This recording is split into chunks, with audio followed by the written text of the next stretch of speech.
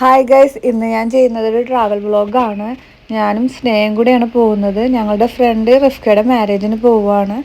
ഇപ്പം ഞങ്ങൾ പോകുന്നത് സുൽത്താൻ ബത്തേരി. ഇത് കഴിഞ്ഞ് ഞങ്ങളുടെ മെയിൻ ഡെസ്റ്റിനേഷൻ വരുന്നത് ഗൂഡല്ലൂരാണ്. നമ്മൾ എവിടേക്കാണ് പോകുന്നത്? സുൽത്താൻ ബത്തേരി. ആരെ നിക്കാഹ?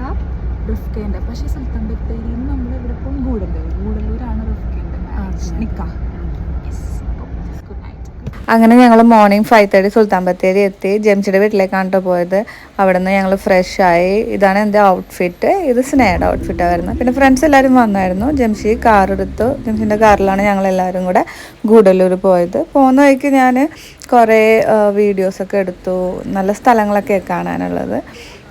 പിന്നെ ഞങ്ങൾ കറക്റ്റ് ടൈമിൽ തന്നെ എത്തിയായിരുന്നു കല്യാണത്തിന്. റിഫ്കയ്ക്ക് ഞങ്ങളെ കണ്ടപ്പോൾ ഒരുപാട് സന്തോഷമായി. കാരണം ഇത്രയും ദൂരം വന്നല്ലോ, അതിൻ്റെ ഭയങ്കര സന്തോഷം ഉണ്ടായിരുന്നു.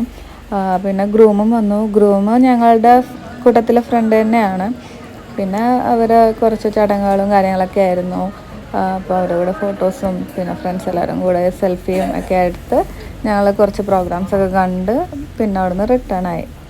നവീൻ ആകെ ടയേർഡായിട്ട് അവിടെ കിടപ്പായി.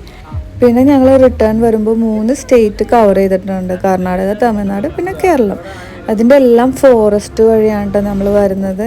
അതുകൊണ്ട് കുറേ ആനിമൽസിനെ കാണാൻ കഴിഞ്ഞു. മാനും ആനയും മയിലും. മെയിൻ എക്സൈറ്റിംഗ് പാർട്ട് എന്ന് പറഞ്ഞാൽ ഞങ്ങൾ കരടീനെ കണ്ടു. അതും റോഡ് സൈഡിൽ. അത് വളരെ എന്താ പറയുക, ഭയങ്കര എക്സൈറ്റിംഗ് ആയിരുന്നു എല്ലാവരും. കാരണം ഫസ്റ്റ് ടൈം കാണുമല്ലേ കരടീനെ, ഇങ്ങനെ അടുത്ത് വെച്ചിട്ട് തന്നെ കാണുക. പിന്നെ അത് കൂടാണ്ട് തന്നെ ആന, നമ്മൾ കേട്ടിട്ടല്ലേ ഉള്ളൂ ഈ ട്രക്കിങ്ങിനൊക്കെ പോകുമ്പോൾ ആൾക്കാരെ ഇങ്ങനെ തടഞ്ഞു നിർത്തുന്നത്. ഇത് ആനൻ്റെ കുഞ്ഞും കൂടെ ഒരു ജീപ്പിനെ തടഞ്ഞൊക്കെ നിർത്തിയായിരുന്നു. അതൊക്കെ ഞങ്ങൾക്ക് ലൈവായിട്ട് കാണാൻ പറ്റി. പിന്നെ ആനയും കുഞ്ഞും അങ്ങോട്ട് പോയി, കുഴപ്പമുണ്ടാക്കിയില്ല. പക്ഷെ അവർ കുറച്ച് പേടിച്ചായിരുന്നു. നല്ല തണുപ്പുണ്ടായിരുന്നു അവിടെ. പിന്നെ എന്താ പറയുക, ഞങ്ങൾ മാക്സിമം എൻജോയ് ചെയ്തു കേട്ടോ അവിടെ തിരിച്ചു വരുമ്പോൾ. ഞങ്ങൾക്ക് ഈ യാത്രയിൽ ഏറ്റവും എന്താ പറയുക ലക്ക് എന്ന് പറയുന്നത് കരടിനെ കണ്ടതാട്ടോ.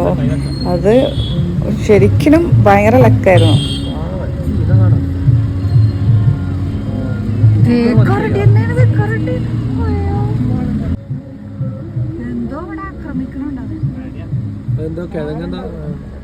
പിന്നെ ഞങ്ങൾ വരുമ്പോൾ ജമന്തിപ്പൂക്കളും സൂര്യാന്തിപ്പൂക്കളും ഒക്കെ കണ്ടു.